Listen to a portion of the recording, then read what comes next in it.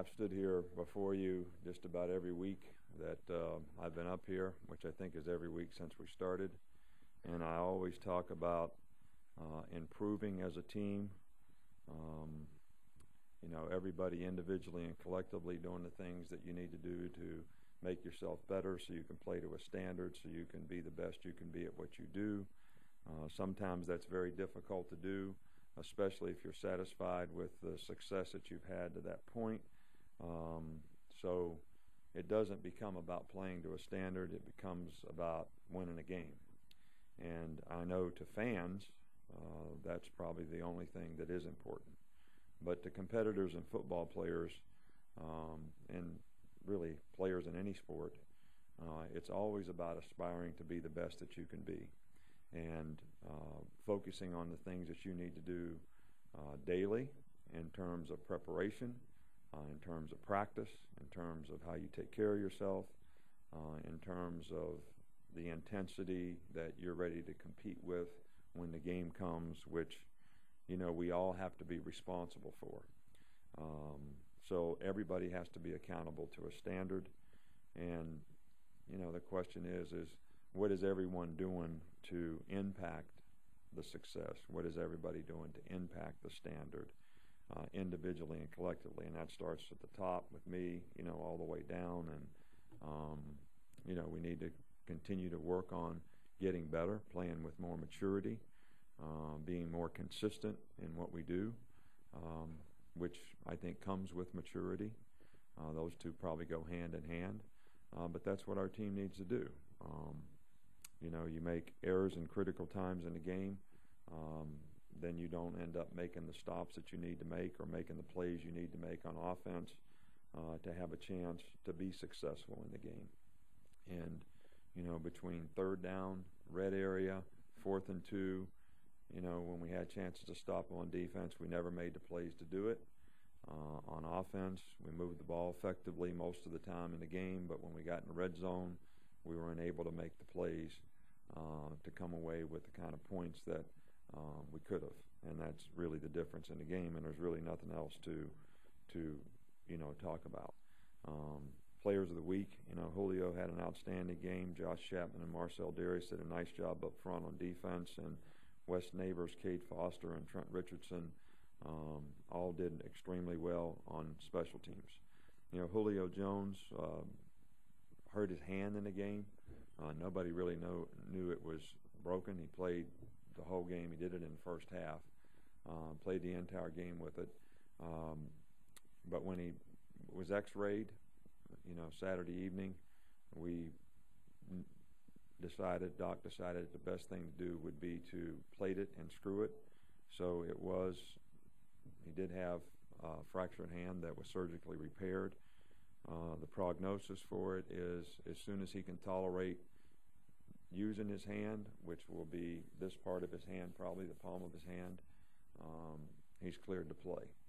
So, that may be 3 or 4 days, it may be a week, I don't know. But on Wednesday, we'll probably assess where he is and, kind of go from there. He obviously played the whole game with it, so it may or may not be an issue, but it's really, we can't really tell right now. DJ Fluker has got a pretty severe groin injury that will probably keep him out at least a week, maybe longer, just depending on how he responds to treatment. Courtney Upshaw will, probably slowed for a day or two, and Chris Jordan is still recovering from a hamstring. He really didn't play in the last game, but hopefully he'll be better this week, and that's probably the extent of, the injuries that we have right now. Anytime you play Ole Miss, it's a tough game. Anytime you play Houston Nutt coach team, it's a tough game.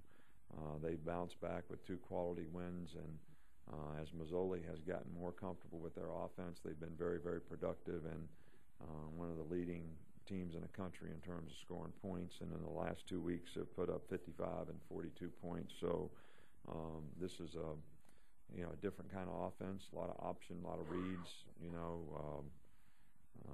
a lot of different formation variables, a lot of personnel groups. Defensively, they got 5 or 6 guys back, and I got 2 really good defensive tackles. And this is a team that has gotten better and really bounced back and playing better, right now. And we know from our experience in playing with them in the past, against them in the past, it's always a difficult preparation. And the key to it is going to be how we respond, how we prepare, how guys sort of respond to doing the things that they need to do to continue to improve, so that we give ourselves a better chance to be successful in the future. And consistency in performance is a big part of that.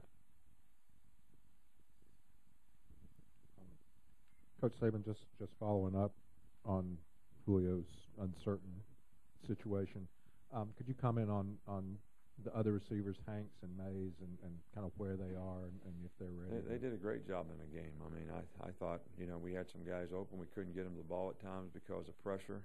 We missed a few, but I thought those guys did a really good job. Hanks had one he could have caught that he missed over the middle early in the game, but that may be a first for him for the entire season. So, those guys are playing extremely well.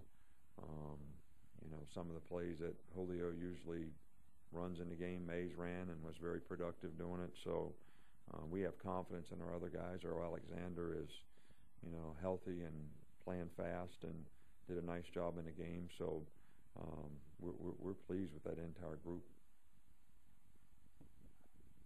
Coach, can you comment on how Michael Williams has done this year? Michael Williams has played well for us all year.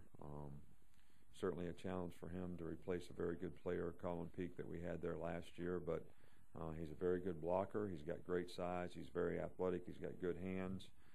We probably haven't utilized him in the passing game a whole bunch, but he's very capable, and he's been a very consistent player for us. And Mike's got a great attitude, worked hard, and really done a nice job. C.J. Mosley at weak side, when a decision for him to start, and where are you at weak side now?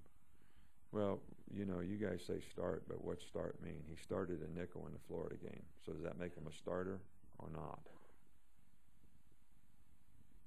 I'm asking because he started in the Florida game, so there was no decision. He was already starting. So what's the question? We used 4 linebackers, right, in the Florida game. We used 3 guys in the last game. So I guess which group runs out on the field first determines who starts. Is that how we do it? Or, we're playing a lot of different guys at linebacker. Chris Jordan would have played in the last game too. Mosley's been playing in nickel. Nico plays in regular. Chris Jordan was playing in dime rabbits when we put Dante down to rush, and then he got hurt in the Florida game, so CJ did that as his backup. So we've been kind of utilizing all these guys to their strengths, or trying to. So they're all starters in some regard, depending on who goes on the field first. Now, CJ ended up playing a lot more in this game, right, because of the circumstances in the game, but that's probably not how we'll move forward. Do you know which play Julio got hurt in? No. I mean, I think I do, but I didn't talk to him about it and ask him for sure. But I'm not sure.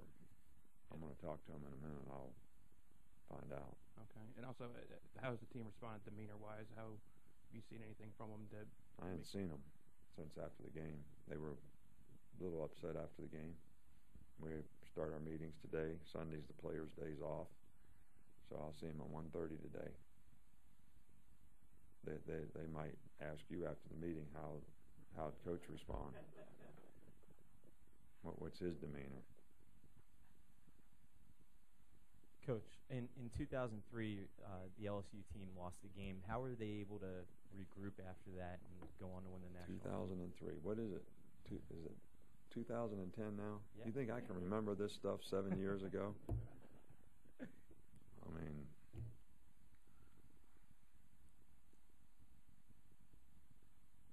So Kristen was in, what, 6th grade?